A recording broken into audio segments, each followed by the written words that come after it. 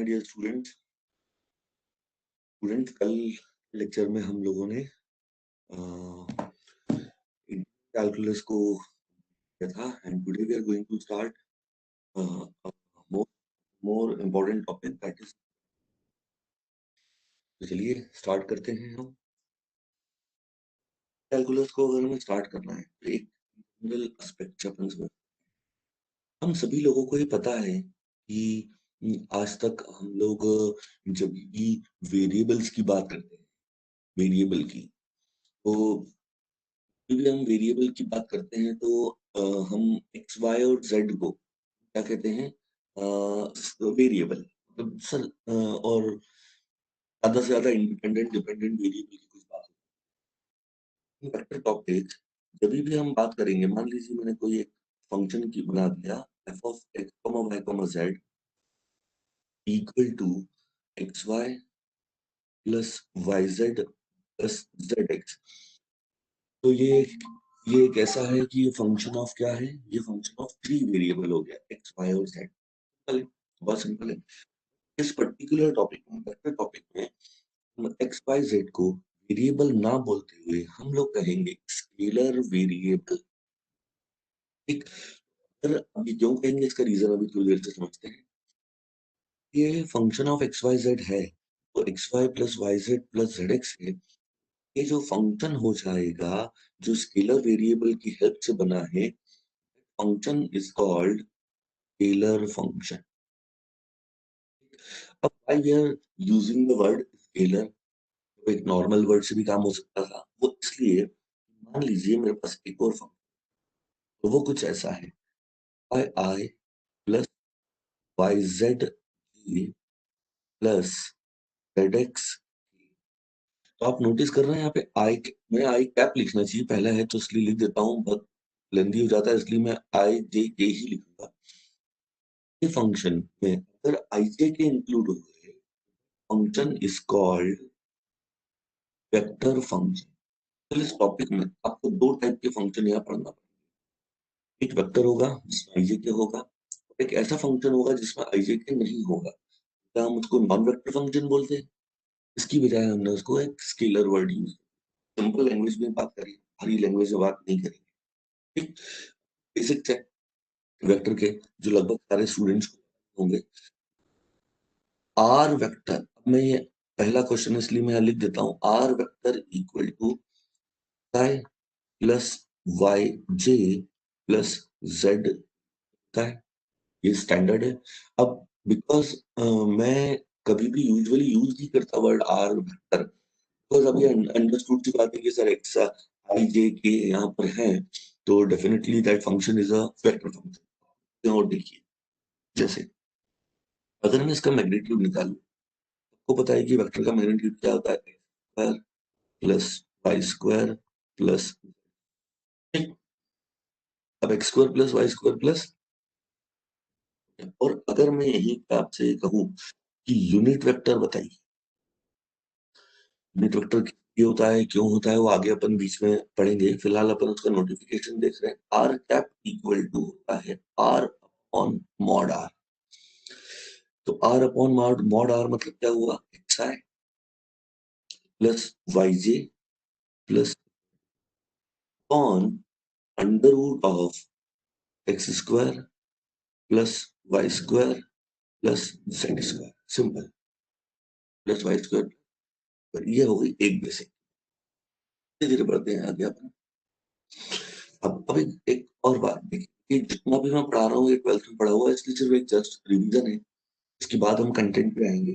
फिलहाल जरा देखिए, if A equal to a1i plus a2j plus 3k, और अगर कहीं लिखा है b equal to b1i plus b2j plus b3k, तो क्या हम यहाँ पर मैं अगर आपसे पूछूं देन a डॉट बी निकालिए, क्या मैं ये मान लूं कि आप लोगों को पता है जब भी दो वेक्टर का डॉट आई डॉट आई होता है वन, ए डॉट क्या होता है वन, और k डॉट k क्या होता है भाई? रिमेनिंग ऑल कॉम्बिनेशन क्या होते हैं? जीरो। जैसे i dot j, i dot k, i j dot k, i k dot k, क्या होते हैं? जीरो।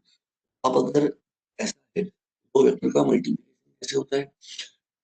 जैसे दो तरीके हैं, आई टू आई, जे टू जे, के टू के कर दो, या first element to first, second to second, third to third, ऐसा बोल लो। सॉल्यूशन क्या हो गया?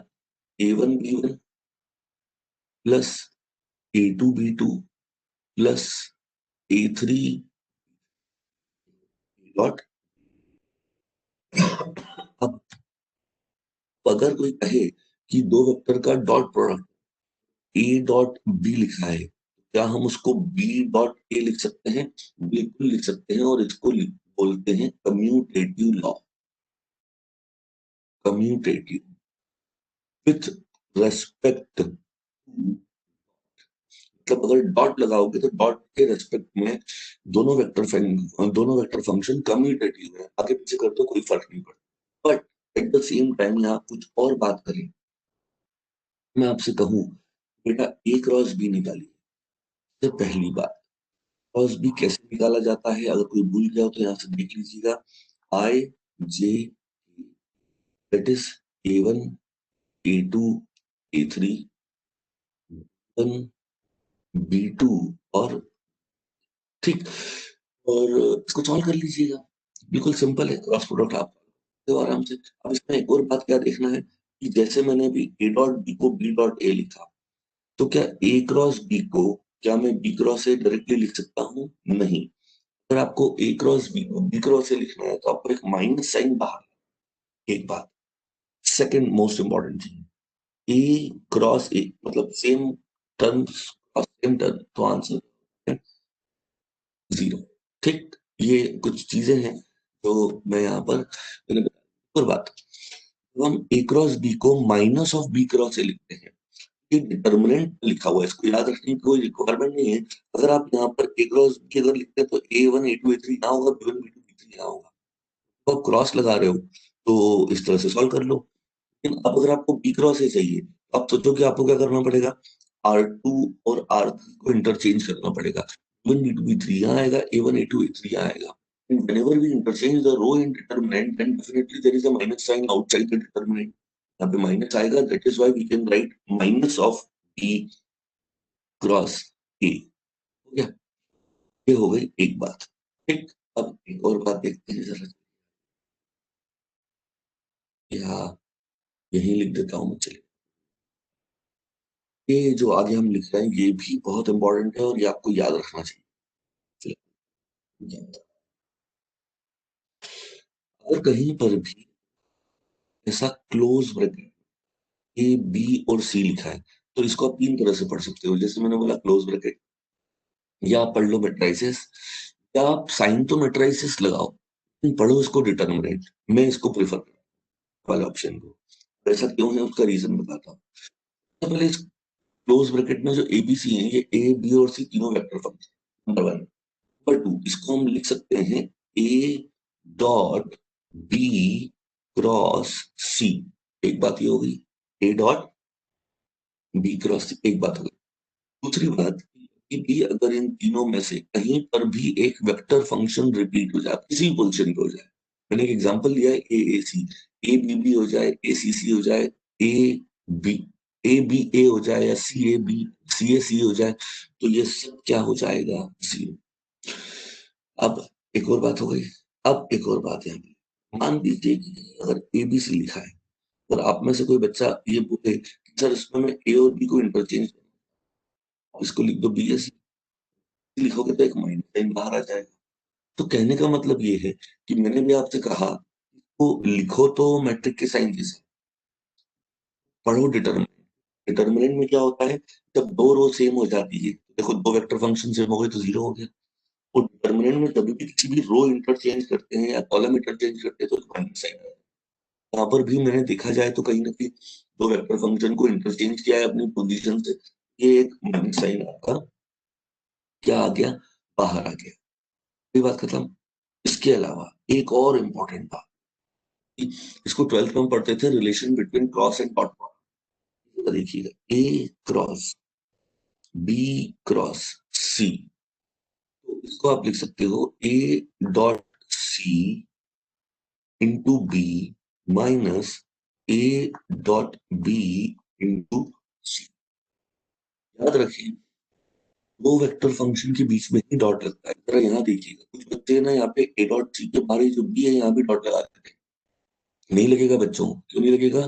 क्योंकि ए और सी का जब डॉट लगाओगे ये स्केलर हो जाएगा, और स्केलर फंक्शन के वेक्टर के साथ करेंगे तो क्या होगा? क्या होगा? ये वेक्टर है, ये स्केलर है, तो कभी भी डॉट डॉट नहीं आएगा। General unknown sign of multiplication जो होता है वैसा लेगा। और बात, कभी भी आपको ये लगाना है फॉर्मूला, जरूरी तो नहीं है किसी क्वेश्चन में ए हमेशा ए क्रॉस बी क्रॉस सी होगा, ई एफ जी या कुछ भी हो सकता है। फॉर्मूले को लगाने के लिए जो सिंगल वाला जो फंक्शन है वो हमेशा फर्स्ट नंबर पे रखना। तो एग्जाम में ऐसा आ जाए बी क्रॉस सी ब्रैकेट में और बाद में क्रॉस है, तो पहले चेंज कर लेना, ये ए सिंगल भी है और इसकी पोजीशन भी वन रखो। जो बी है इसको टू बोल दो और सी को थ्री बोल दो।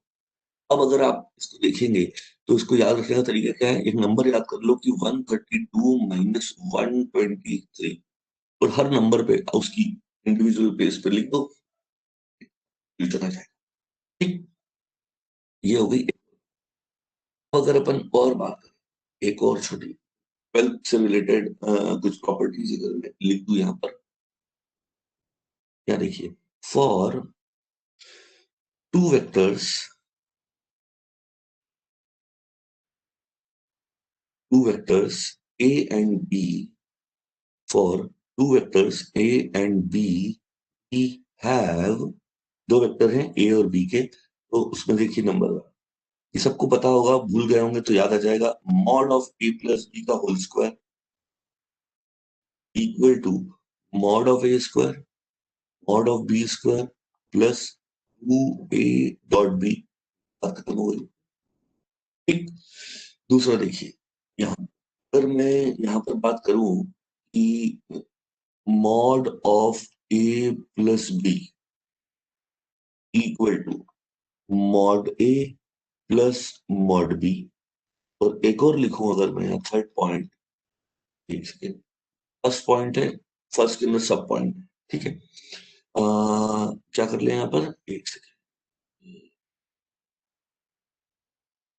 थर्ड पॉइंट, थर्ड पॉइंट में अगर मैं ऐसा लिखूं, mod of A plus B का whole square equal to mod of A square plus mod of B square, ऐसा अपनी मर्जी नहीं है कैसे लिख दिया अपन इसको। ये पर्टिकुलर केस है। ये वाला केस कब होता है? ये होता है कि when A is parallel to B. दूसरा केस कब होता है? When A is perpendicular to B. Important हो सकता है। ठीक। ये सब ट्वेल्थ की पॉइंट है, कभी कभार पूछ लिया गया है इसलिए मैं इनको लिख रहा हूं यहाँ। Area of, area of triangle, area of triangle A B C is 1/2 A B cross A C, या और करके क्या लिख सकते हो, 1/2 B C cross B A, या आप लिख सकते हो, ये तीन ऑप्शन हो सकते हैं, ट्रायंगल बना के देख लो यहाँ पर, C B cross C A, this is the standard form of area of. Number third, if A comma B comma C are position, position vector, if a comma b comma c are the position vectors of vertices of triangle, vertices of triangle ABC, then its area equal to 1/2, 1/2 देखिए, a cross b plus b cross c plus C cross A, ये एक और formula area का। और एक और फॉर्मूले की बात करेंगे हम, तो देखिएगा, area of triangle, area of triangle with adjacent sides A and B is 1/2 mod of A cross. तो अब आपकी मर्जी, आप में से कौन सा वाला याद करते हैं, लेकिन ये चारों पांचों चीजें ही पॉइंट बहुत इंपॉर्टेंट। एक आखिरी बात, एक आखिरी प्रॉपर्टी और बाद अपन अपने कंटेंट को, कौन सी प्रॉपर्टी लिखा है, D by D T of A dot B. ठीक, और कहीं पर भी लिखा है D by D T of A dot, तो से लिख सकते हैं first function dot, simple differentiation का फॉर्मूला सबको आता है, B by D T plus D A by D T dot B. Simple. इसको आप, ये इंपॉर्टेंट क्यों हो जाता है, क्योंकि यहाँ पर स्टूडेंट क्या गलती करता है। फॉर एग्जाम्पल, एग्जामिनर ने आपको क्या दिया, आपको फंक्शन दे दिया ए और बी। अब अगर फंक्शन आपको ए और बी यहाँ पर दे दिया, तो स्टूडेंट क्या करता है कि ए और बी का डॉट ले लेता है, ए और बी का डॉट ले लेता है और डिफरेंशिएट कर देता है और सोल्यूशन दे देता है। तो हो सकता है कि एग्जाम में ऑप्शन में भी हो, लेकिन इसको कभी भी ऐसे नहीं करना। अगर कभी गिवन है ए और बी, है D by D T of A dot B निकालिए, तो पहले तो ये प्रॉपर्टी लगाओ। अब मैं फॉर्मूला नहीं बोल रहा हूँ, प्रॉपर्टी लगाओ, A dot D B by D T plus D A by D T dot B, और जो भी ए और बी गिवन है उनका डिफरेंशिएशन करो और यहाँ लगाओ, फिर चलो। हाँ, यहाँ पर एक बेनिफिट है, यहाँ पर डॉट है, मैं लिख रहा हूँ A dot D B by D T. अगर आप D B by D T dot A लिखेंगे तो भी चलेगा। मैं यहाँ लिख रहा हूँ D A by D T dot B, तो आप D A B dot D B by D A by D T भी लिखोगे। तो हम जानते हैं कि दो वेक्टर फंक्शन डॉट प्रोडक्ट के रूप में कम्यूटेटिव होते हैं।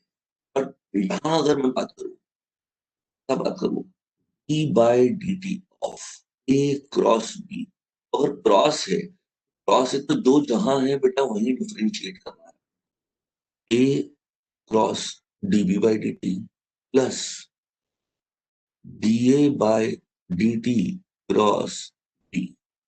तो ये कहानी को आपको याद रखना है, क्योंकि अगर आप इसमें से किसी को भी क्रॉस आगे पीछे लेकर आओगे,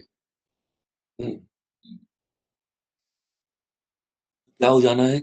मान लो आप B cross D A by D T लिखना चाहते हो, तो definitely there is a minus sign, और इस माइनस साइन का आपको ध्यान रखना। चलिए स्टार्ट। अभी जो शुरुआती टॉपिक है, जो बहुत छोटा टॉपिक है, इस टॉपिक को बोला जाएगा वेक्टर डिफरेंशिएशन। वेक्टर डिफरेंशिएशन, ठीक। वेक्टर डिफरेंशिएशन की बात सॉल्व करते हैं, क्वेश्चन लेते हैं। इफ आर, अब ये आर वेक्टर है बेटा, है ना, मैं लिखता नहीं हूँ इसलिए कंफ्यूजन मत होना। R equal to A cos T I plus B sine T J plus K, then find. एक बात और, फाइंड लिखने के पहले यहाँ एक नोटिफिकेशन और लिख दो। लोग जानते हैं कि वेलोसिटी v होता है dr बाय dt, और एक्सेलरेशन a होता है d square r by dt square. इसका एक और नोटिफिकेशन होता है कि अगर आप फर्स्ट डेरिवेटिव निकाल रहे हो तो r के ऊपर एक डॉट लगा दो। एक डॉट मतलब एक डेरिवेटिव। अगर आप d square r by D t square ले रहे हो और दो डॉट लगा रहे हो, मतलब सेकंड डेरिवेटिव और वो एक्सेलरेशन। अब मैं अपने क्वेश्चन में लेता हूँ, find r dot r double dot mod of r double dot. तरीके से मैंने वेलोसिटी, एक्सेलरेशन और एक्सेलरेशन का मैग्नीट्यूड पूछा। तो अगर मैं यहाँ बात करूं आर डॉट, पहला क्वेश्चन इसलिए लिख देता हूँ, that is d r by D t. क्या होगा, minus a sine t, with respect to t कर रहे हैं, आई का कोई टेंशन नहीं है, आई को कंसिडर करो कांस्टेंट के रूप में, प्लस ई कॉस टी जे, के वाली टर्म जीरो होगी। ठीक है, अब आर डबल डॉट निकालो, वो क्या होगा, d square r by D t square, ये क्या हो जाएगा minus a cos e i minus b sine T j. अब अगर आप यहाँ पे मैग्नीट्यूड निकालेंगे, अगर आप देखिए अंडर रूट ऑफ इसका स्क्वायर कर दें तो ये क्या होगा A square cos square T plus,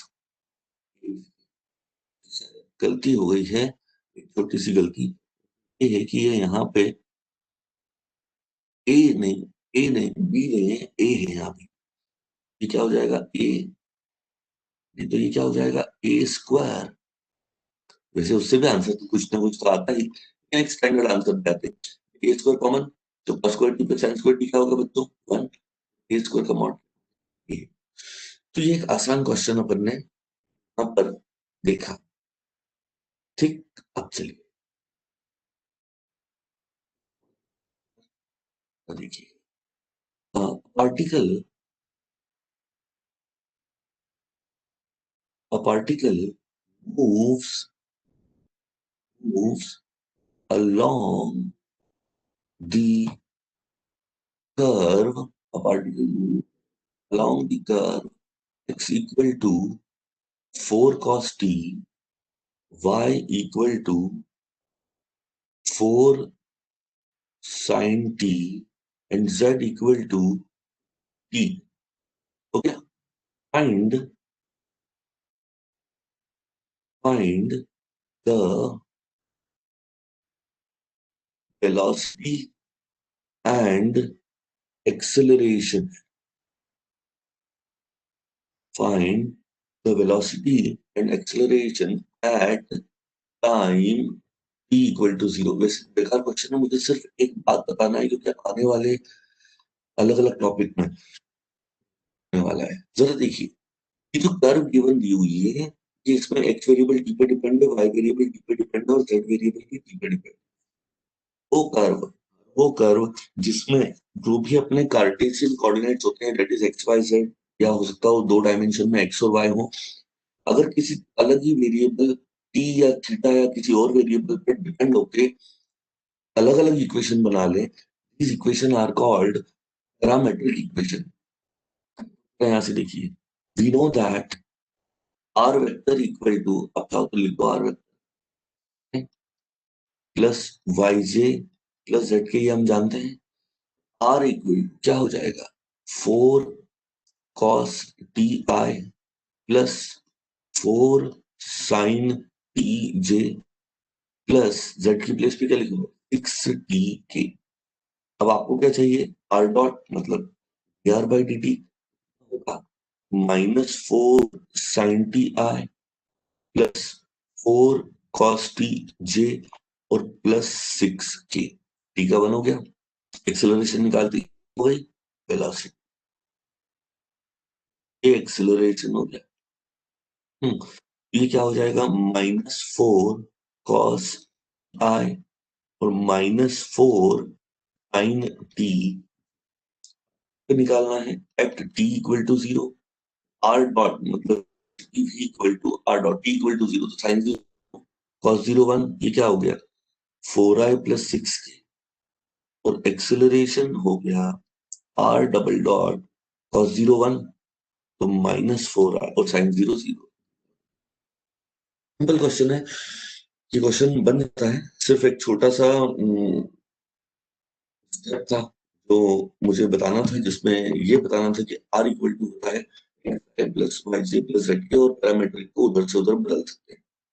ठीक, एक क्वेश्चन हो सकता है, इफ ये by D t equal to c cross a, dB by dt equal to c cross b. ठीक, देन देन हमें क्या निकालना है, जरा देखिएगा, d by dt of a cross b equal to question mark. ये बड़ा मोस्ट एक्सपेक्टेड क्वेश्चन है इस टॉपिक पे, क्योंकि इस टॉपिक पे आज तक कोई ज्यादा क्वेश्चन नहीं है। वेक्टर में पूछे जाने वाले टॉपिक जब जब आएंगे मैं बताते जाऊंगा बीच में।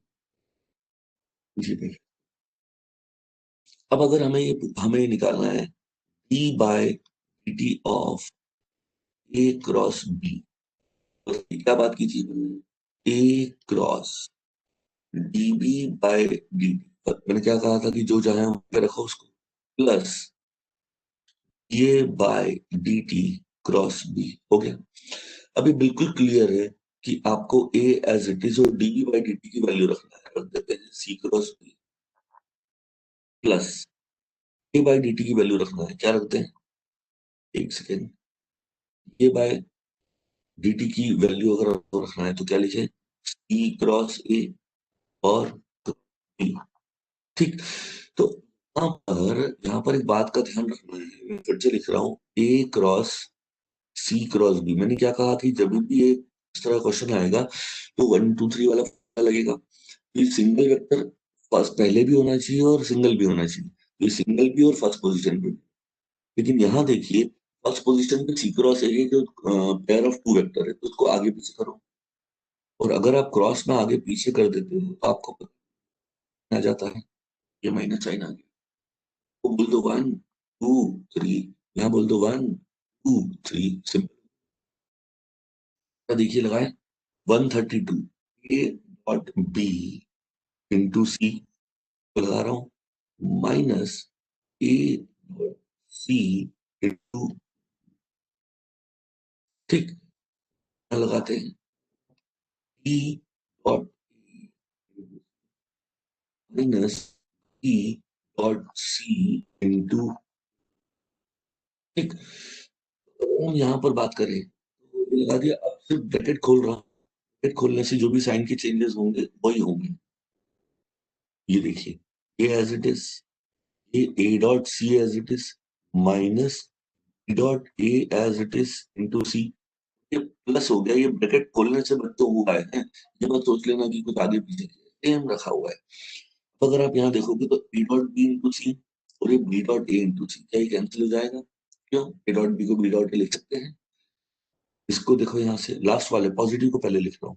क्या मैं बी डॉट सी को c dot B into a लिख दूं, माइनस बी डॉट सी को सी डॉट ए इंटू बी लिख दूं?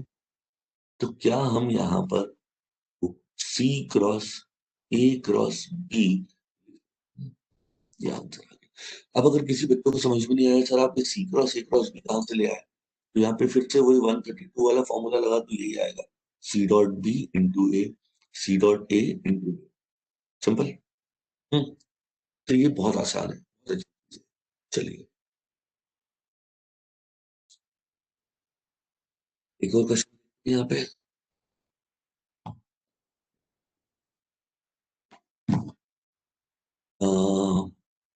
Evaluate e by dt of r r dot r double dot, ठीक। अब अगर d by D T of r r dot r double dot आया, आप नोटिस कीजिए,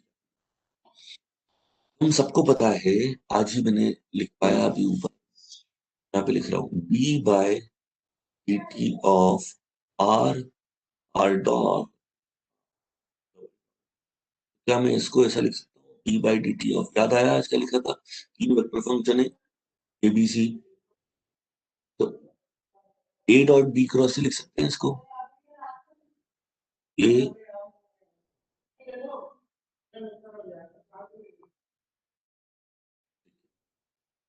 ए dot B cross सी। अब ये फर्स्ट फंक्शन और ये पूरे इस ब्रैकेट को सेकंड कर दो। हम्म। तो ये फर्स्ट फंक्शन हो गया, e by D T of cross r double dot लिखना पड़ेगा क्योंकि डायरेक्ट डिफरेंशिएशन होगा नहीं, क्योंकि यहाँ तो दो फंक्शन है, प्लस डिफरेंशिएशन ऑफ फर्स्ट बच्चों, डिफरेंशिएशन ऑफ फर्स्ट, तो आर का डिफरेंशिएशन या तो आप D r by D T लिखो, मैं एक डॉट लगा देता हूँ, और सेकंड एज इट इज, ठीक। अब अगर आप इसको सॉल्व करना पड़ेगा ना, इसको भी तो करना पड़ेगा, यहाँ फर्स्ट फंक्शन, यहाँ सेकंड। अब ध्यान से सुनिए, आर, जब आप इसको लगाओगे फर्स्ट फंक्शन आर डॉट ऐसे ही क्रॉस डिफरेंशिएशन ऑफ सेकंड, तो दो बार तो डॉट ऑलरेडी है तो ये दो की तीन बार हो जाएगा, एक और बार डिफरेंशिएशन हुआ, प्लस डिफरेंशिएशन ऑफ फर्स्ट, तो एक बार तो डॉट ऑलरेडी है, दो बार हो जाएगा,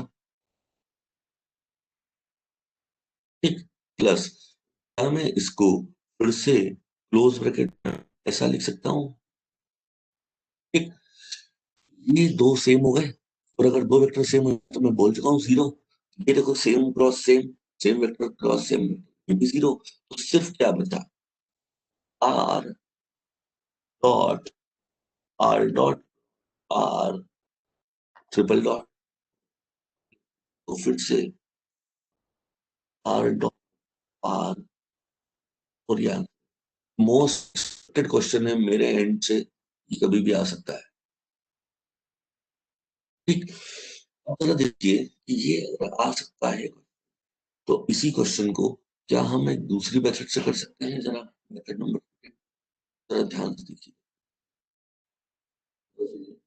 D by r, r dot, r double dot, ठीक। अब इसको ये समझो, अभी था थोड़ी देर पहले कि एक मैट्रिक्स हो सकता है, अब ये मैट्रिक भी हो सकता है और उसको डिटर्मिनेंट भी बोल सकते हो। तो ऐसा देखो, मैट्रिक का डिफरेंशिएशन कैसे होता है मैं आपको बताता हूँ।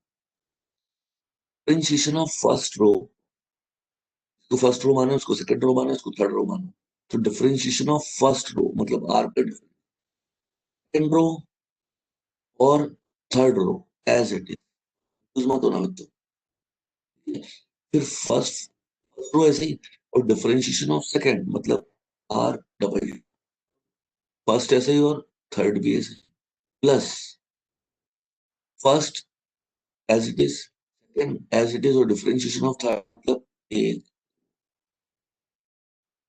अब अगर आप देखें, यहाँ पे रिपीट हो रहा है जीरो, ये रिपीट हो रहा है, तो सिर्फ क्या बचा, आर, आर डॉट और आर ट्रिपल डॉट, और ये आपका आंसर है। तो ये जो आप नोटिस कर रहे हैं, ये इतनी लंबी चौड़ी जो कहानी है, ये लंबी चौड़ी कहानी बड़ी आसानी से आप चाहें तो यहाँ सॉल्व कर सकते हैं, एक सेकंड।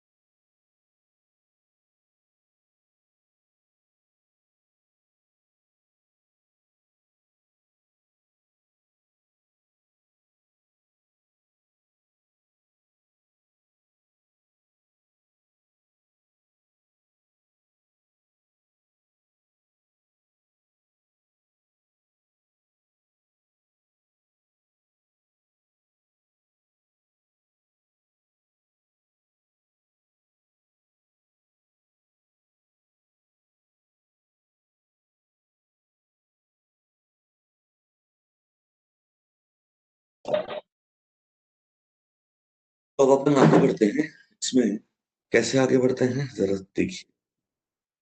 अब हम बात करते हैं, जरा समझिए। मैं यहाँ पे कुछ लिख रहा हूँ, ये बहुत इंपॉर्टेंट अपन टॉपिक।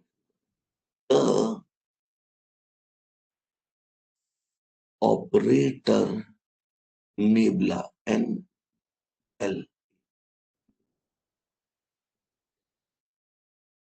तो अब ये नेबला इससे क्या फायदा है, क्या नुकसान है? नुकसान तो कुछ है ही नहीं, फिर भी अपन समझते हैं। अब एक सेकेंड जरा,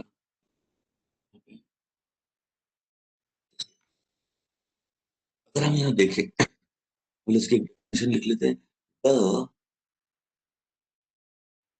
operator nebula is a vector differential operator. The operator nebula is a differential operator, and it is defined as and it is as in case of nebula equal to I del by del x plus d by del y del by del z। सवाल ये कि करता क्या है, जरा समझिए। तो nebula operator का काम क्या है? एक बात बताइए कि हम इतनी देर से क्या पढ़ रहे थे। मैंने आपको एक फंक्शन दे दिया ए, कर दो डी, डिफरेंशिएट कर दो या d A by D t.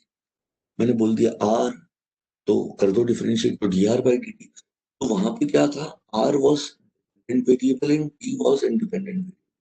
तो आप जरा सोचिए, अगर कोई आपसे ये कहे कि सर मुझे, मैं यहाँ पर आपको एक स्केलर दे देता हूँ, एक्स कॉमा वाई कॉमा, एक second, phi of x comma. अब अगर मैं आपसे यहाँ कह दूं कि बच्चों चलो डिफरेंशिएट कर दो, अगर मैं यहाँ पे कहूंगा आप डिफरेंशिएट कर दो, तो ये बताइए कि डिफरेंशिएट अगर मैं करने को कहूं, तो आपका सबसे पहला सवाल क्या आएगा? सर सबसे पहला सवाल ये आएगा कि सर ये जो फाई है ये तो तीन वेरिएबल पर डिपेंड है। सर डिफरेंशिएट करना किसके रेस्पेक्ट में है? करना किसके रेस्पेक्ट में, मतलब हम डिफरेंशिएट करेंगे किसके रेस्पेक्ट में, ये सवाल है। सर हम एक्स के रेस्पेक्ट में भी कर सकते हैं, हम वाई के रेस्पेक्ट में भी कर सकते हैं, और हम जेड के रेस्पेक्ट में भी कर सकते हैं। तो जब यहाँ पर कहानी में ये हो गया कि फाई तो डिपेंडेंट है, बट यहाँ पे इंडिपेंडेंट वेरिएबल तीन, x Y z. Vector differentiation में इंडिपेंडेंट वेरिएबल क्या था, एक ही था, दैट वाज टी। बड़ा आसान था D A by D T, D r by D T करने का। यहीं पे ये जो फाई को जो हम डिफरेंशिएट करेंगे with respect to x Y z, यहाँ पे दो वर्ड समझ लो, डिटेल पूरा समझाऊंगा यहाँ पर। अगर हम फाई को डिफरेंशिएट करें, एक वर्ड मैंने बोला बेटा डिफरेंशिएट कर दो, तो आप बच्चों ने पूछा कि सर किसके रेस्पेक्ट में। जैसे ही स्टूडेंट मुझसे पूछेगा कि डिफरेंशिएट किसके रेस्पेक्ट में करना है, तो मैं एक शब्द बोलूंगा कि बेटा तीनों के रेस्पेक्ट में कर दो। पर तीनों के रेस्पेक्ट में बोलूंगा तो स्टूडेंट बोलेगा सर एक बार एक्स, एक बार वाई, एक बार जेड, ऐसा नहीं। मैं कहूंगा कि differentiate that function phi with respect to all three variable at the same time। एक साथ डिफरेंशिएट कर दो with respect to x, with phi को डिफरेंशिएट कर दो with respect to x Y z एक साथ एक ही बार में। तो आप कहोगे सर हमने तो आज तक ऐसे ही किया है पार्शियल में, जब एक्स के रेस्पेक्ट में करते हैं तो वाई कांस्टेंट, वाई के रेस्पेक्ट में करते हैं तो x z constant and so on. आप तो कर रहे हो डिफरेंशिएट कर दो with respect to x Y z एक बार में। वो जो आप डिफरेंशिएट करोगे with respect to all variable at the same time, वो यूज वो हम कर सकते हैं by using this nabla operator. ठीक, अभी इसको डिटेल में जाएंगे तो अब उस डिफरेंशिएशन से क्या होता है, तो यहाँ एक डेफिनेशन में लिखो। वो डेफिनेशन होती है gradient, gradient of a scalar point function. अगर ये 20 मिनट जो अभी अपन डिस्कशन करेंगे, अगर ये आपको आ गया तो it will really help you. Gradient of scalar point function, पहले मैं मैथमेटिकल तैयारी कर लूं, ठीक है। Gradient of scalar point scalar function कैसा होता है, मैं अगर यहाँ लिखूं कि let phi be a scalar point function, phi be a scalar point function and differentiable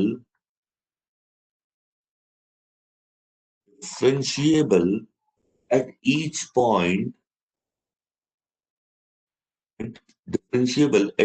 point, of कोई भी रीजन है, रीजन कुछ तो होगा, region r, then gradient of phi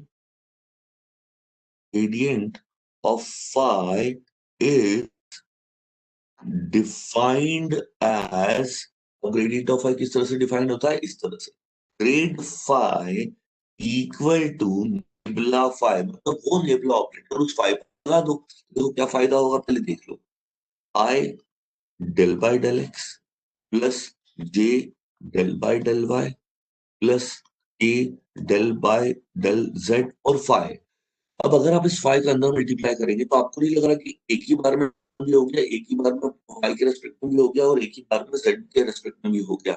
और एक और बात, ये जो ग्रेडियंट ऑफ स्केलर फंक्शन है, ग्रेडियंट ऑफ स्केलर, स्केलर कौन है, फाई बेटा यहाँ पर स्केलर क्वांटिटी है, तो gradient of scalar function is a vector quantity.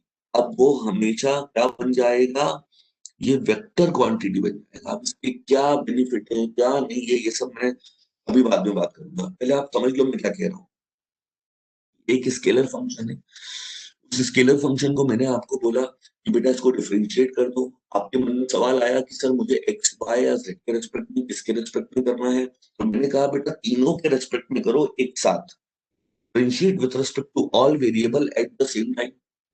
जैसे ही differentiate with respect to all variable at the same time बोला तो ये बड़ा अजीब था। हमने किसको यूज करा, हमने यहाँ पर यूज करा किसको, नेबुला ऑपरेटर को, नेबुला ऑपरेटर को यूज करा, तो नेबुला ऑपरेटर में आप देख सकते हैं डेल बाय डेल एक्स भी है, डेल बाय डेल वाई भी है और डेल बाय डेल जेड भी है। तो जब फाई यहाँ अंदर आएगा, जब आप यहाँ पे इस तरह से लगाओगे, ये फाई पार्शियली डिफरेंशिएट हो जाएगा सभी के रिस्पेक्ट में एट द सेम टाइम, ठीक। अब अब सवाल ये है कि सर इस ग्रेडियंट का क्या यूज है, मतलब फिजिकल लाइफ में, फिजिकल इसका इंटरप्रिटेशन क्या है, ज्योमेट्रिकल इंटरप्रिटेशन क्या है, तो जरा एक बात को समझिए। मैं कोशिश करता हूँ समझाने की बच्चों, क्योंकि बच्चे आज है नहीं, तो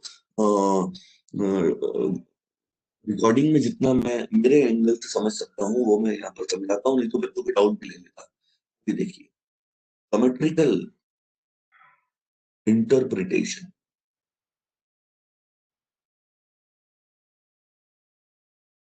ऑफ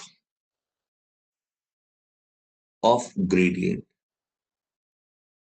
बताइए कर क्या रहे हैं, अल्टीमेटली अपन ग्रेडियंट जब निकाल रहे हैं तो किसी भी स्केलर फंक्शन को क्या कर रहे हैं, डिफरेंशिएट कर, ठीक है, तीनों के रेस्पेक्ट में कर रहे हैं।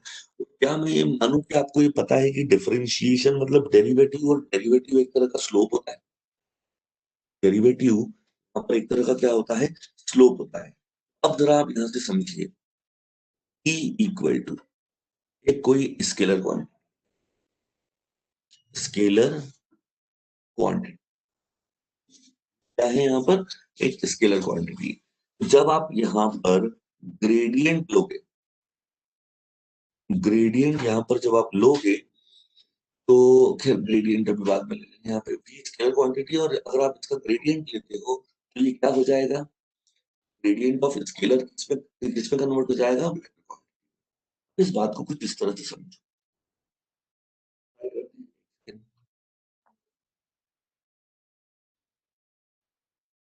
ट्राई करते हैं समझाना।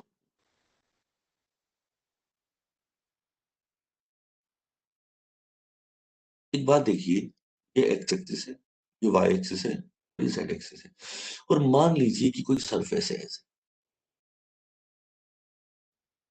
ठीक, ये सरफेस क्या है, V1 है, यहाँ पर कोई एक स्केलर, एक पॉइंट है, स्केलर पॉइंट, ठीक। अब जरा सोचना, फील करना, यहाँ पर मान लीजिए कि और सरफेस है, इसका नाम क्या है? ठीक।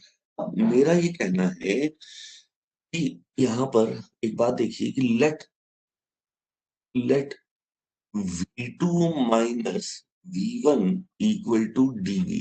मतलब एक सरफेस से, ये एक सरफेस है V1 और एक सरफेस से दूसरे सरफेस की तरफ आप बढ़ रहे हो। समझते मेरी बात? आप जैसे कहीं पर भी आप जमीन पर खड़े हो और कभी आपने ट्रैकिंग वगैरह की हो, तो वहां पर जब हम पहाड़ी के नीचे खड़े हैं, वो भी एक सरफेस है, और जो ऊपर पहाड़ी पे जो दिख रहा है वो भी एक सरफेस है।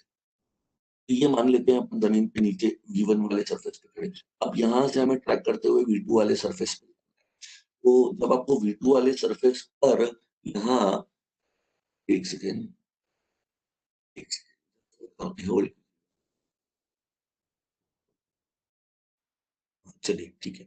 तो अगर एक सरफेस V1 पर आप खड़े हो और V1 से V2 पर जाना है, कोई तो डिस्टेंस आप ट्रेवल करोगे, तो V2 और V1 का जो डिफरेंस है वो है dV। If we are travel towards V2, then जब आप ऊपर साइड पर जाओगे तो क्या आपको नहीं लगता कि जब आप ट्रैवल करोगे तो ये V1 तो 3 डायमेंशन है और V2 भी 3 डायमेंशन है, तो जो भी चेंज होगा वो चेंज होगा तीनों डायरेक्शन पे, आई जे के, या with respect to x, with respect to y, with respect to z, तभी होगा। अब जरा देखिए, मैं इसको लिखने का तरीका देखिएगा कैसे लिखा।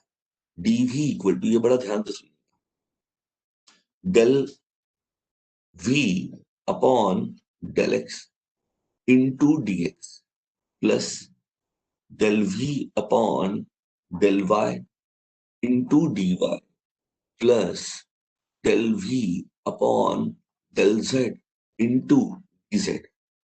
अब आप कहोगे बच्चों, सर आप ये कहां से लाए? जरा आप समझिएगा, ये जो पार्टिकल पार्टिकल है, जब ये पार्टिकल, मैं इसका कलर चेंज कर लेता हूं, ये पार्टिकल V1 से V2 की तरफ जाएगा, ऐसा जाएगा, ठीक है। तो अब जब ये पार्टिकल V1 से V2 की तरफ बढ़ रहा है, तो इसमें क्या होने वाला है? वो पार्टिकल में चेंज कैसा आएगा?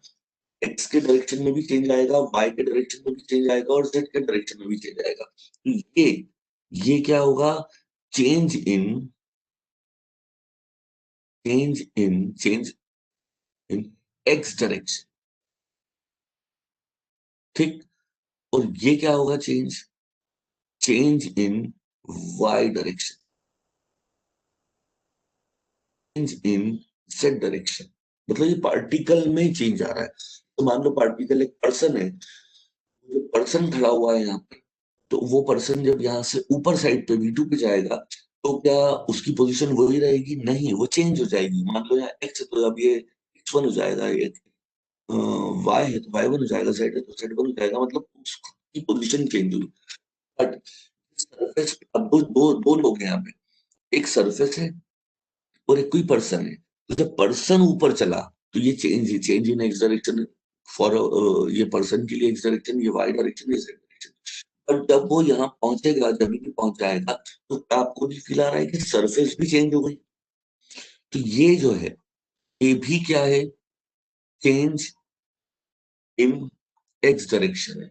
बट ये क्या है? ये सरफेस का चेंज है, ये सरफेस का चेंज है। और ये तीनों जो चेंज है, ये कौन से चेंज है? ये उस स्केलर पार्टिकल के चेंज। ये भी क्या है? ये हो गया चेंज इन वाई। और ये वाला जो कहानी हो गई, ये चेंज इन, ठीक। अब जब आपका ये चेंज हुआ, ये भी चेंज हुआ, तो अब आप जरा यहाँ पे एक बात देखिए, यहाँ एक एक लाइन और मान लीजिए ये सरफेस में चेंज दिख रहा है, ये ऐसा थोड़ा स्ट्रेट होना चाहिए ये दोनों लाइन। एक सेकंड में ट्राई करने की, ये पार्टिकल में चेंज और ये सरफेस में चेंज, ये जो एंगल है, ये एंगल हो गया थीटा, ठीक है। अभी आएंगे अपन इस एंगल पे भी आएंगे। अब सवाल ये है कि सर ये क्या, मतलब आप खुद सोचो ना यार, कि अगर अपन कहीं पर भी खड़े होते हैं तो नीचे जमीन होती है, वो सरफेस होती अब उस सरफेस अब जमीन से उस पर्सन ने एक किसी भी पहाड़ पे ट्रैक करना शुरू किया, तो वो जब ट्रैक करके किसी एक पर्टिकुलर दूसरे V2 पे पहुंचेगा, उसका खुद का वो जो पर्सन खुद है जिसको मैं स्केलर पार्टिकल बोल रहा हूँ, उसमें चेंज आ चुका होगा और उसका सरफेस भी बदल चुका होगा। फील करो आप, सरफेस भी बदल चुका होगा। और उसकी खुद की पोजीशन भी बदल चुकी होगी। अब इस कहानी को जो डीवी लिखा है, क्या इस डीवी को मैं ऐसे लिख सकता हूँ? ध्यान से लिखिएगा, डीवी इक्वल, देखिए मैं कैसे लिख रहा हूँ, del V by del X, ठीक, into I, del V by del Y. मैं बताता हूँ कैसे आएगा, ये सिर्फ एक मैथमेटिकल नोटिफिकेशन है, बस इसको क्लिक किया है, और dot i D x plus j D Y plus के डी जेड। अब आप फील करो, तो इसको मैंने वेक्टर लगा दिया या डॉट लगा दिया, अगर आप I dot by J dot जे और के डॉट के करोगे तो यही आएगा जो ऊपर इक्वेशन है, जो change in x direction for particle, change in x direction for surface से मैंने लिखा है। अब और थोड़ा ढंग से अच्छी जनरलाइज करके, I del by del x plus J del Y plus के डेल बाय डेल जेड, यहाँ क्या हो गया, ठीक, इंटू गया आई डी एक्स प्लस के डी वाई प्लस के डी जेड, ये हो गया। अब आप एक बात बताइए कि क्या ऊपर अभी थोड़ी देर पहले मैंने आपसे नहीं कहा कि ये डीवीएस ही रहने दो? ये जो I del by del x, J del by del Y और K del by del Z, ये कौन है? ये नेबुला ऑपरेटर है उनकी भी। और ये जो I del X, I D X, J D Y, J D Z है, तो आप बहुत कुछ डिनोट कर सकते हो, जैसे मैं आप पे बताता हूँ। तो ये आर इक्वल टू लिखते थे अपन एक्स आई प्लस वाई जे प्लस जेड के, तो डी आर की वैल्यू क्या होगी, D X I D Y J और डी जेड के, ठीक। तो या तो इसको डी आर लिख दो, तो मैं थोड़ी देर के लिए, मुझे आदत है डी एल लिखने की, तो मैं डी एल लिख देता हूँ। वेक्टर क्यों लगाया, बिकॉज आई जे के है तो डायरेक्शन तो वहां है ही, ठीक। तो और अब जरा देखिए, अभी मैंने बताया कि नेबुला वी क्या होता है, ग्रेडियंट ऑफ वी होता है, तो ग्रेडियंट ऑफ वी को जी लिख दो। ग्रेडियंट वी क्या होता है, वेक्टर फंक्शन होता है। तो देखिए d v equal to g vector dot e l vector, ठीक। अब हम एक बात जानते हैं, अब यही लिख देते हैं, we know that a vector dot b vector equal to mod of a mod of b cos theta, को पता है। तो डी वी इक्वल टू, ये ए हो गया और ये बी हो गया, तो mod of a that is g, mod of b that is d l और कॉस थीटा। अब फिर से वापस ऊपर जाएंगे, ये जो थीटा है, थीटा वो ही है बच्चों जो एंगल में ये बता रहा हूं कि एंगल। अब आप ये बताइए कि कॉस थीटा की मैक्सिमम, मैथमेटिकली बात कर रहे हैं, कॉस थीटा की मैक्सिमम वैल्यू कब होती है, ताकि मैं इसको पहले लिख लेता हूँ ढंग से, dv इक्वल टू, ये मैग्नीट्यूड जी हो गया है, पॉजिटिव वैल्यू एब्सोल्यूट वैल्यू जो बोल रहे हैं बोल दो, ठीक। मैक्सिमम वैल्यू कब होती है, जब थीटा की वैल्यू जीरो हो, क्योंकि कॉस कॉस जीरो क्या, सॉरी, थीटा की वैल्यू जीरो, तो कॉस जीरो की वैल्यू क्या होती है, वन।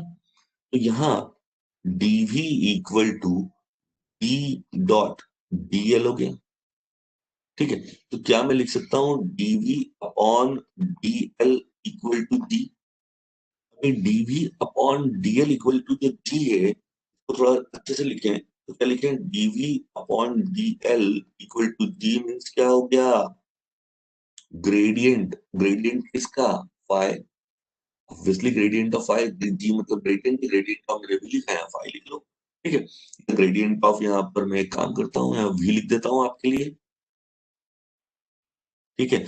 इन जनरल क्या लिखोगे, d phi upon d s, s is a surface, phi was the scalar function, equal to gradient of phi.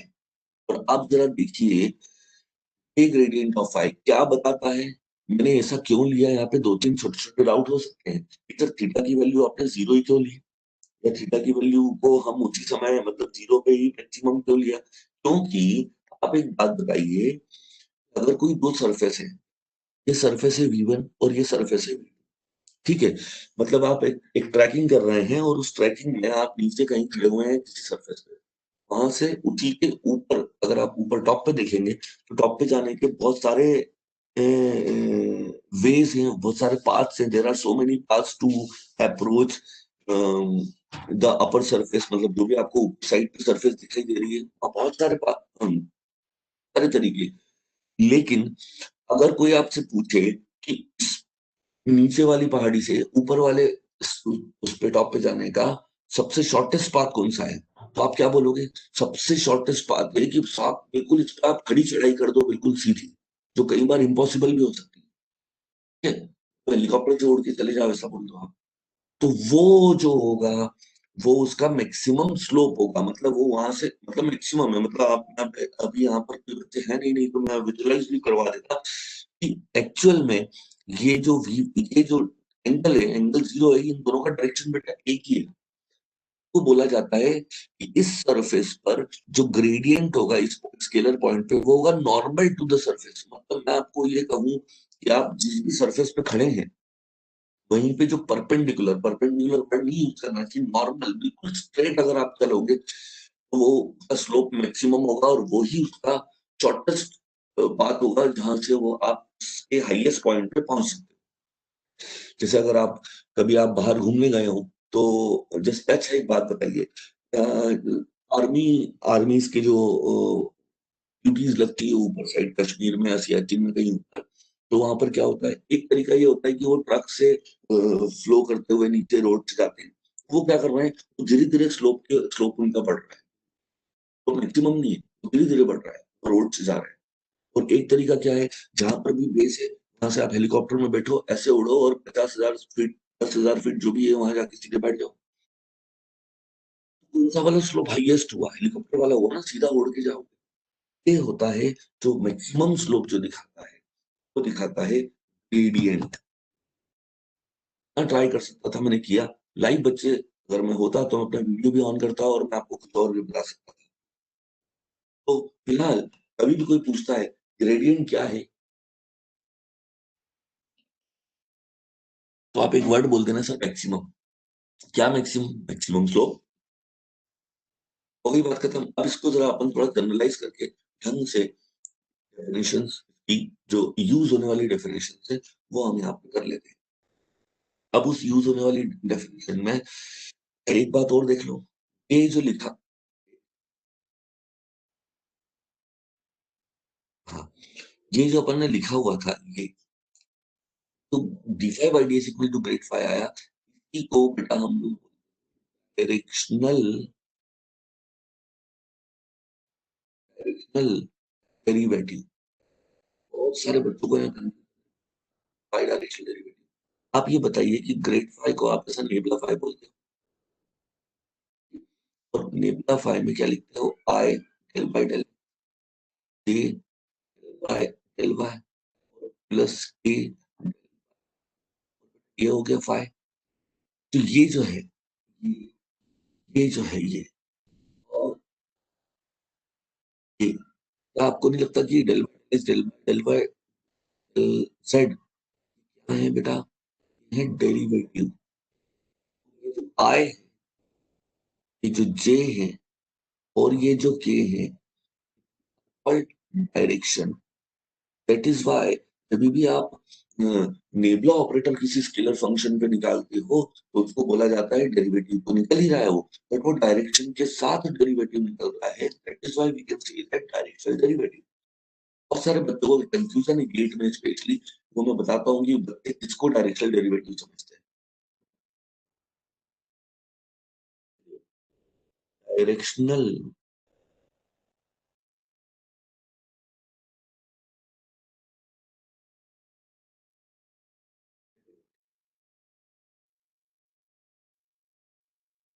Directional derivative, अब जरा देखते जाना नंबर, लेट phi be a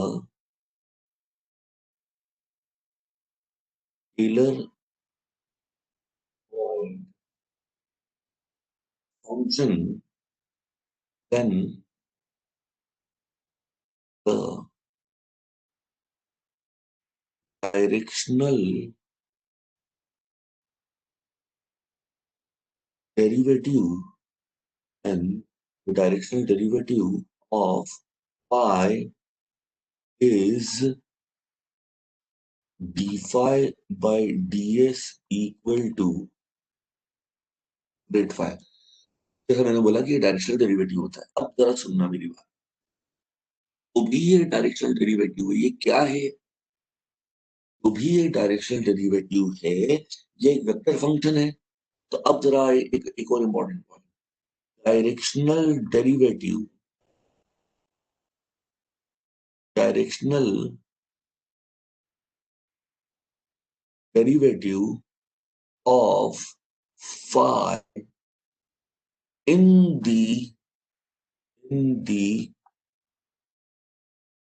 direction of A is, मतलब वो जो डायरेक्शनल डेरिवेटिव है वो क्या है? मैक्सिमम स्लोप है।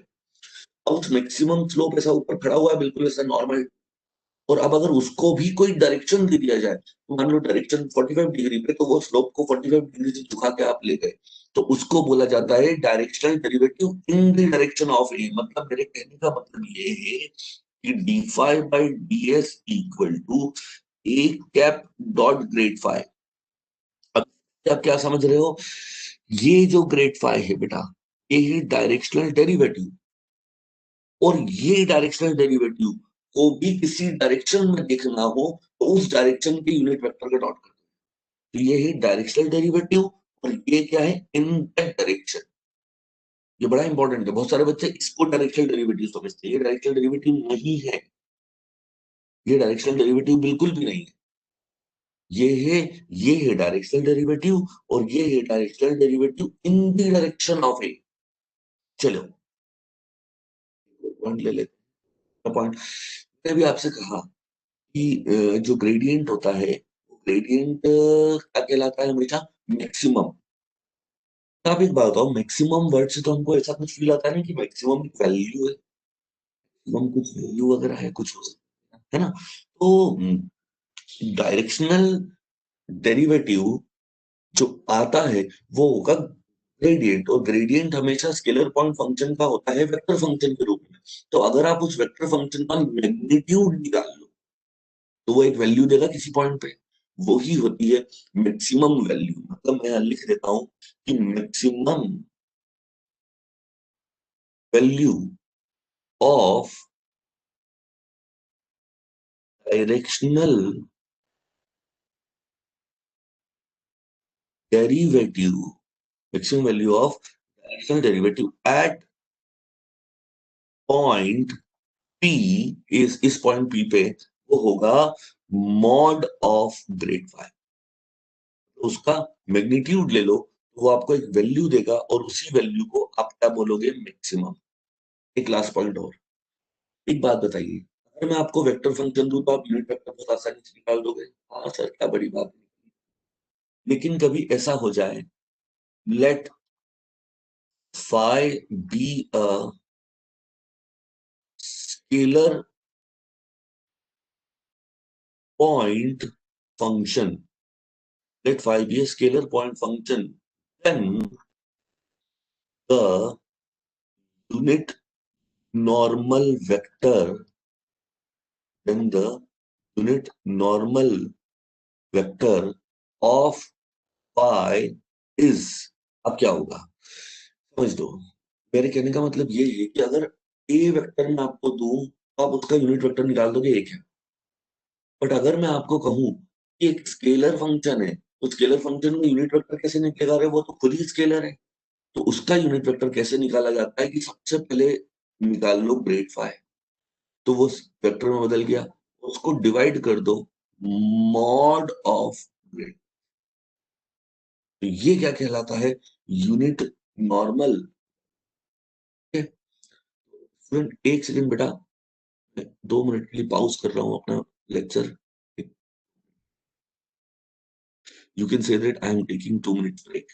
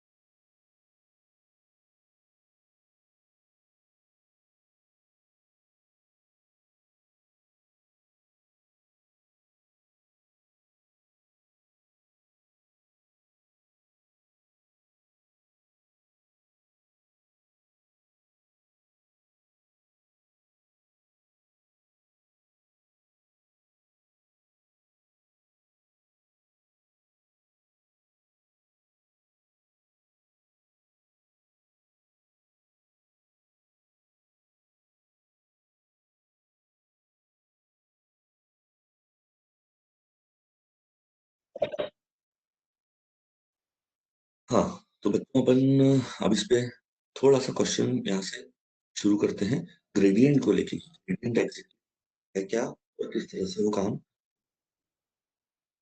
हम कुछ शॉर्टकट पढ़ेंगे। डायरेक्शनल डेरिवेटिव अगले लेक्चर में हो पाएगा, आज नहीं हो पाएगा। ज़रा देखिए, if r equal to i plus yj plus z k, ठीक? देन ये बहुत इंपॉर्टेंट है तो छोटा-सा इंपॉर्टेंट है। ग्रेडिएंट ऑफ r, ठीक? अब ज़रा देखिए, इसको अगर हम समझें तो कुछ इस तरह से समझो। मैं आपको कहूँ कि ग्रेडिएंट ऑफ r कैसे निकालोगे? Nebula r। एक बात और बेटा, मेरा एक नोटिफिकेशन है, वो मैंने नोटिफिकेशन तो बताया नहीं, मैं यहाँ बता देता हूँ। r इक्वल टू होता है xi plus yj plus z के। तो जैसा मैंने पहले कहा कि मैं यहाँ वेक्टर साइन नहीं लगाता। अगर आप मॉड r लोगे, मॉड r की वैल्यू क्या होती है बच्चों? X square plus Y square plus Z square. तो मॉड r को मैं डिनोट करता हूँ ऐसा फोर्थ एबीसीडी, थर्ड फोर्थ, ठीक है? क्योंकि अब ये मुझे आदत पड़ी। अगर आपको लगता है तो आप यहाँ आर वेक्टर लगाना, और इस वाले आर के लिए वेक्टर मत लगाना, भी कर सकते हो। और बात कि अगर हम ग्रेडियंट ऑफ आर निकाल रहे हैं, हमेशा स्केलर फंक्शन होगा, ये हमेशा स्केलर फंक्शन होगा, ठीक है? नहीं भी बोले, कोई भी ना बोले तो भी स्केलर फंक्शन होगा। और ये जो एक्स आई प्लस वाई के प्लस जेड के, ये अगर ना भी गिवन हो तो ये आपको याद रखना है कि सर ये आर वेक्टर होता है, और जो स्टैंडर्ड होता है जो होता है पर में नेबला की तो i del by plus J del by del Y plus के डेल बाय डेल जेड और इनटू आर, ठीक? तो क्या आर को अंदर ले आओगे? I r by del x J del r by del Y plus के del r upon del z. अब यहाँ पर जो कहानी है, इस कहानी में ये याद, एग्जाम में फंस जाएंगे बच्चे की, याद ही नहीं आएगा, और एक आसान सा क्वेश्चन है तो आपसे हो सकता है 2 लाइन में।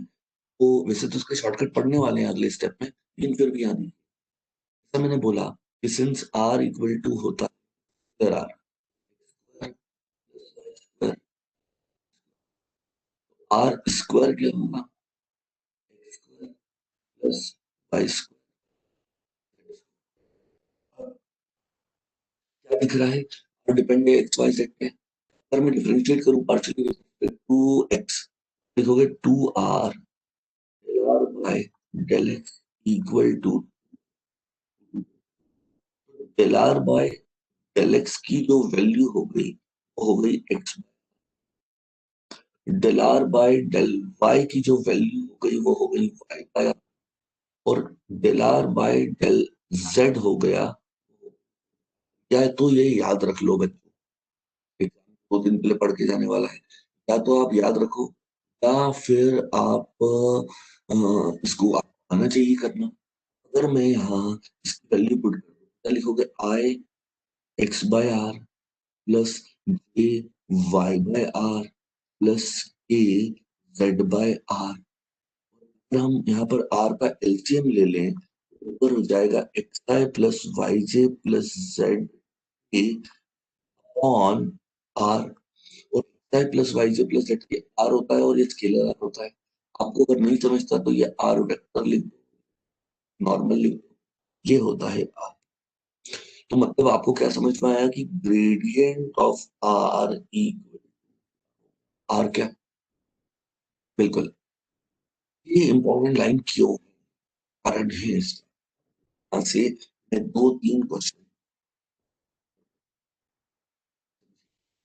क्या, तो देखिए, मान लीजिए आपसे पूछा ग्रेडियंट ऑफ आर स्क्वायर, करके बता रहा हूँ, अब आप इसको फील करना। तो देखिए, 5-7 क्वेश्चन में करा दूंगा एक साथ, तो सीधे आपको ले जाएंगे शॉर्टकट पे। कहूँ कि ग्रेड आर स्क्वायर, टेबला की वैल्यू क्या होगी?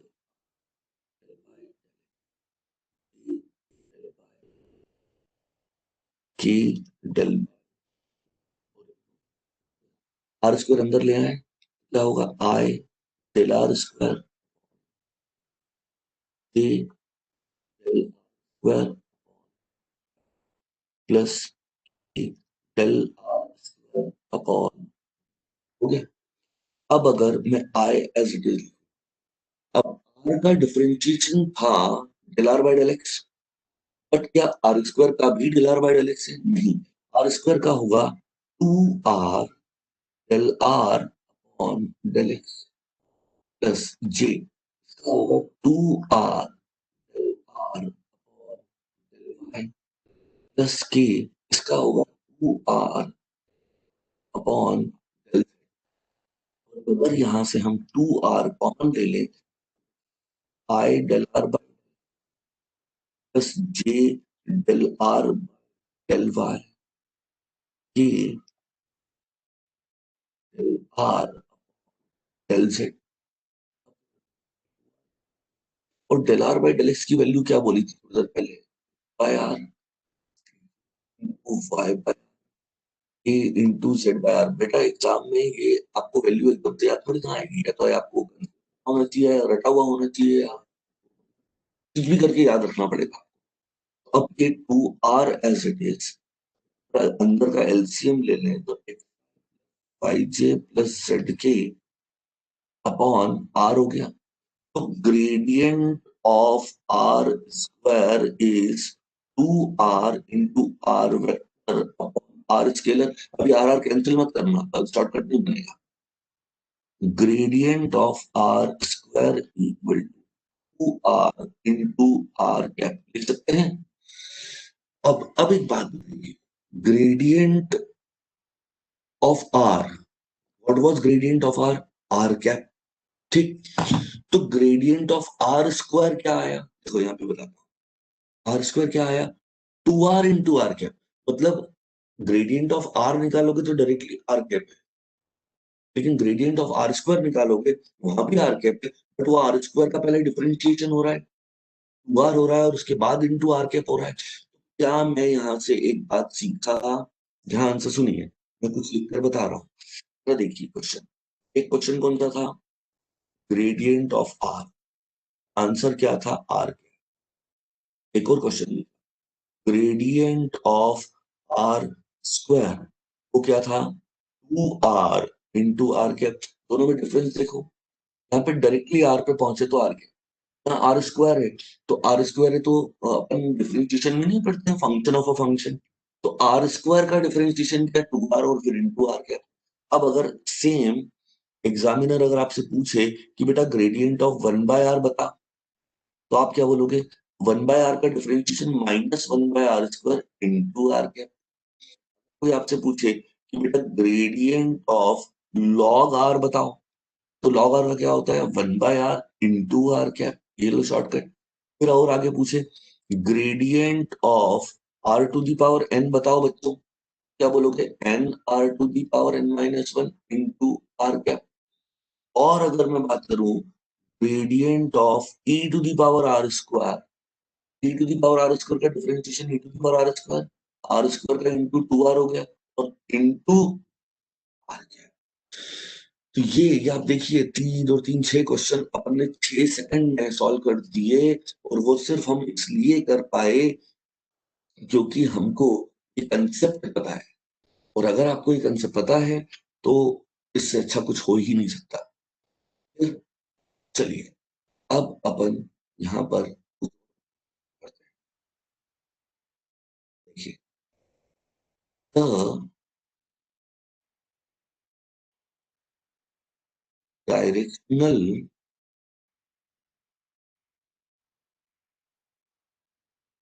Derivative of y equal to xyz at point p, bracket में लिखते हैं 1 1 1, in the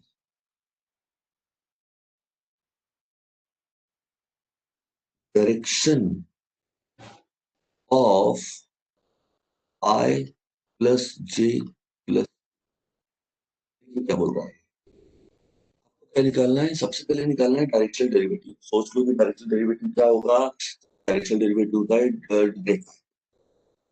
ग्रेडियंट ऑफ आई निकाल लोगे। बट डायरेक्शनल डेरिवेटिव भी किसी डायरेक्शन में निकालना है, मतलब कौन सा फॉर्मूला हुआ, a cap dot grad phi. तो मैं यहाँ लिख देता हूँ, d phi by d s equal to a cap dot grad phi अपना फॉर्मूला। ये डायरेक्शनल डेरिवेटिव है और ये उस डायरेक्शन की बात हो रही है। ठीक? ये अब कोई भी स्टूडेंट जब भी ग्रेड फाइव निकालेगा तो बच्चों जैसा नहीं लिखना है कि नेबुला फाई और नेबुला की वैल्यू लिख रहे हैं, फाई का अंदर मल्टीप्लाई कर रहे हैं, ये बहुत टाइम कंज्यूमिंग है। तो एक बात पहले से बताएं क्या, कि जब भी हम ग्रेडियंट ऑफ फाई निकालते हैं तो वो वेक्टर फंक्शन में कन्वर्ट हो जाता है। तो ये जो phi equal to x Y z, तो ऐसा लिखो आई, और ये जो पूरा फंक्शन है इसको एक्स के रेस्पेक्ट में डिफरेंशिएट कर दो, that is phi z, plus j लिखो, पूरे फंक्शन को y के रेस्पेक्ट में कर दो, दैट इज एक्स जेड, और k लिख दो और इस पूरे फंक्शन को z के रेस्पेक्ट में कर दो। एक लाइन में आपका यहाँ पर ग्रेडियंट ऑफ y यहाँ पर आ जाएगा। अब आपको क्या चाहिए, ए कैप चाहिए। तो ए कैप क्या हुआ बच्चों, i plus j plus k upon under root three a upon mod of a, put in one. अगर आप वन में पुट करते हो तो d five by d h equal a cap that is i plus j plus k upon three dot i y z j x z a Y.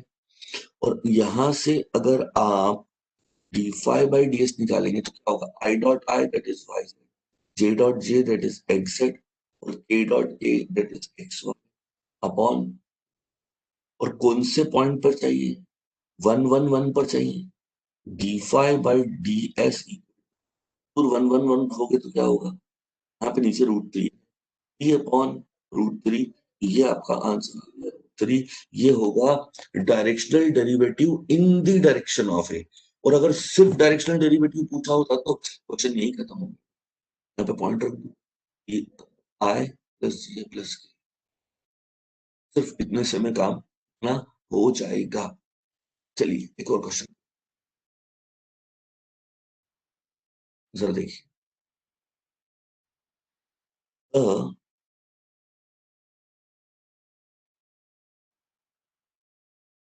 Directional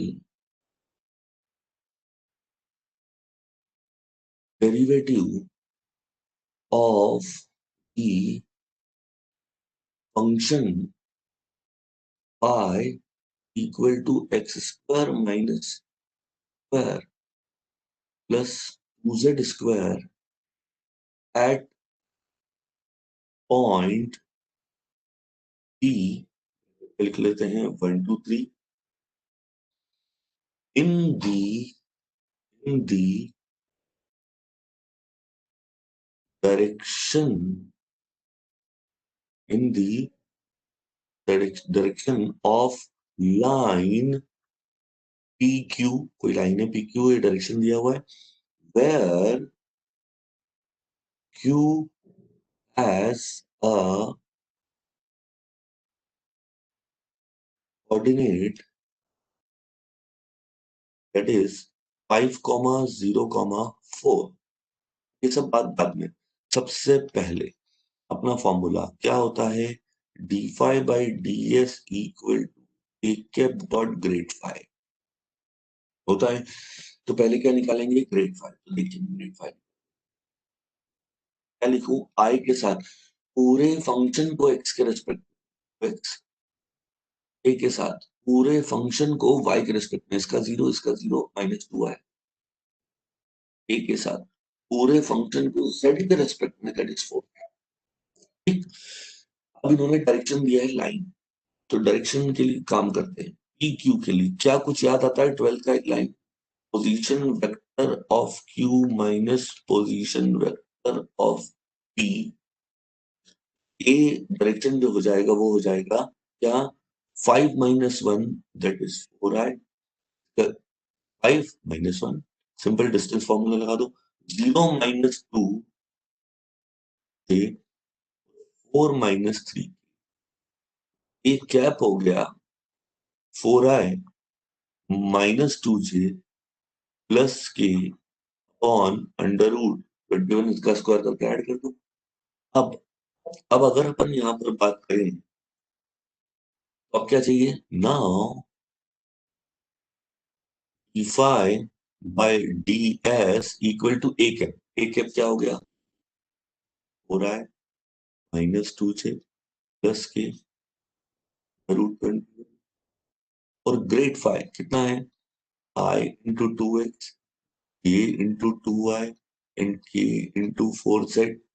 और अब अगर आप यहाँ d5 बाई ds निकालेंगे तो ये क्या हो गया, 8x minus minus plus 4y j2j, i2i j2j k2j कर दो, plus 4z on under root 20 at point P, that is 1 2 3, कितना हो गया, d5 by ds equal to 8 plus 8 plus 12 under root 21, d5 by ds equal to 28 upon root 20। ये हमारा एक और question हो गया, ये बहुत अच्छा क्वेश्चन हो, ठीक। अब जरा एक क्वेश्चन और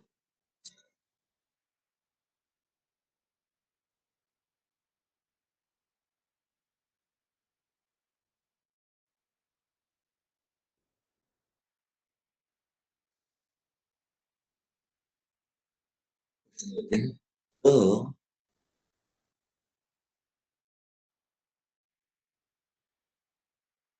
directional derivative of phi equal to x square plus y square plus z square whole to the power minus 1 by 2 at the point P 3, 1, minus 2 in the direction of yzi plus zxj plus xy की, ठीक। अब जरा क्या होगा, सबसे पहले function देखो, phi equal to square plus Y square plus Z square whole to the power minus 1 by 2। अब यहाँ पर अगर आपने अपना जो सीखा हुआ है वो यूज किया तो काम का है, वो यूज नहीं किया तो बहुत लेंदी हो जाएगा ये ग्रेड फाइव निकालना। तो मैं दिखाता हूँ यहाँ, फाइव इक्वल टू, अगर आपको एग्जाम में ये याद आ गया कि x square plus Y square plus Z square की वैल्यू तो आर स्क्वायर होती है, तो ये r to the power minus 1 हो गया और ये 1 बाय।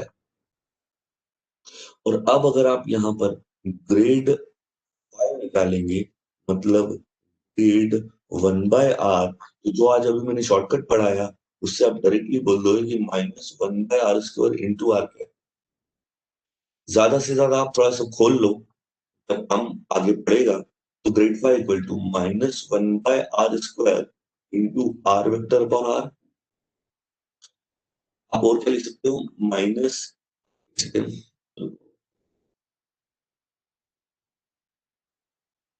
ये देखिए माइनस क्या आप लिख सकते हो उसको, एक्स आई वाई जे प्लस, ये बहुत आसान हो जाता है बच्चों अगर आप ये ऐसे लिखते हो तो। आर स्क्वायर को क्या लिख लो, x square plus Y square plus Z square. R को आप लिख लो under root of x square plus Y square plus Z square. ये ग्रेड फाइव इक्वेशन नंबर 1 हो। अब क्या चाहिए आपको, अब ए कैप चाहिए। ए कैप के लिए ए चाहिए पड़ेगा, तो ए इक्वल टू क्या दिया है, y z i z x j, ये एग्जामिनर ने घुमा फिरा के दिया हुआ है। अब स्टूडेंट यहीं से इसी का एक निकालता है, अगर आपने इसका एक निकाला तो ये बहुत लेंदी हो जाएगा, तो मैं इसको एक पॉइंट ले लेता हूँ। पॉइंट अल्टीमेटली तो आपको पॉइंट आगे पुट करना है, अब आगे पुट करना है तो पहले ही कर लो। तो ए इक्वल टू वाई जेड, ये वाई है ये जेड है, माइनस 2 आई जेड एक्स माइनस 6 के और एक्स वाई मतलब 3। अब यहां से जब आप ए कैप निकालोगे तो ये आसान पड़ेगा। -2i -3k ऑन 36 40 49 मतलब 7। अब अगर अपन यहां से d5/ds equal to a cap करते हैं, यही था। एक सेकेंड। ए कितना है? -2i -6j plus 3k upon 7। भाई साहब ये ए कैप हो गया। तो ग्रेड 5 बेटा कितना हुआ? Minus of x I plus Y J plus Z k whole upon x square plus Y square plus Z square और अंडर रूट ऑफ हो गया एक्स स्क्वायर वाई स्क्वायर। और अब अगर आप यहाँ लगा दो तो माइनस साइन ऐसे ही -2i और एक्स मतलब -2x -6j by J -6y और 3k और z के तो 3z। अब रख रहा हूं बस और कुछ नहीं। 7 as it is. X square मतलब 9 का स्क्वायर वाई स्क्वायर मतलब पॉइंट क्या है 1 1 का स्क्वायर 1 और -2 का स्क्वायर 4 सेम अंडर रूट में 9 + 1 + 4। एक सेकंड तो मैंने पॉइंट रख दिए ऊपर नहीं रखे। एक पॉइंट अगले स्टेप पर रख देंगे। यहाँ क्या लिखूं? Square y square z square और अंडर रूट में लिख देता हूँ square plus Y square plus Z square. अब कौन सा पॉइंट है? 3 1 और -2। अब ऊपर पॉइंट रखेंगे होगा -6 और 3 2 6 -6 अपॉन 7 इंटू 9 + 1 + 4। पॉइंट रख देना बच्चों आराम से, डायरेक्ट रख रहा हूँ 9 + 1 + 4। तो ये ऊपर हो गया 18 -18 आएगा बाहर माइनस है 7 इंटू 3 अंडर रूट 40। ये जो है आपको सोल्यूशन। तो हमारा आज के लेक्चर में ये डायरेक्शनल जो डेरिवेटिव है देखो, नेक्स्ट वीक में जो भी हम पढ़ने वाले हैं, क्योंकि आज बेस के आगे इसलिए नहीं पढ़ाऊंगा क्योंकि अब पूरा एक वीक का गैप आ जाएगा। अगले सैटरडे को हम लोग क्या करेंगे?